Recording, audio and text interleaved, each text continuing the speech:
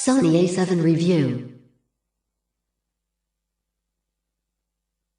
When we reviewed Sony's A7R mirrorless camera, we were thrilled by its combination of a full-frame image sensor and a compact body. The Sony A7 offers both, and yet it's even more affordable. It also boasts better autofocus and performance, but trades off some of its siblings' epic resolution to achieve these.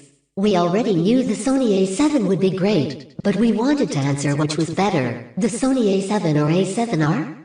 Does amazing image quality trump performance? Are you better off spending a little more, or can you be thrifty and still get the best full-frame mirrorless camera money can buy? A little over a decade ago, enthusiast photographers were clamoring for an affordable APS-C digital SLR. That dream has long since become a reality, but for some, the dream wasn't big enough. They've been asking for an altogether different, yet still affordable, camera. They needed it to have a bigger sensor, and to drop the bulky mirror box of an SLR. Until now, they could choose one or the other. Sony has changed all that, with the launch of the full-frame Sony A7 and A7R mirrorless cameras.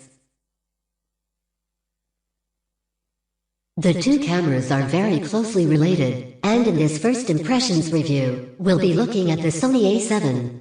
It's the lower resolution of the two models, albeit still pretty high-res, compared to what's available in its mirrorless and DSLR rivals, but it has some important advantages over the A7R in other areas. If resolution above all else is your goal, though, you'll want to take a look at our Sony A7R review instead.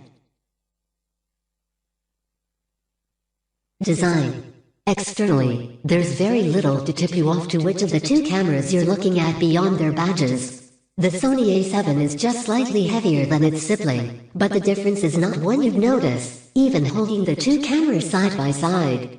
Despite being heavier, it also features just slightly more plastic in its construction. You can tell the difference by touch. The A7's front panel is warmer plastic, and that of the A7R is cooler metal. The A7's mode dial and exposure compensation dial are also just slightly different, with coarser knurling on the former, and a slight increase in height on the latter. None of these physical differences is noticeable unless you're looking very closely indeed.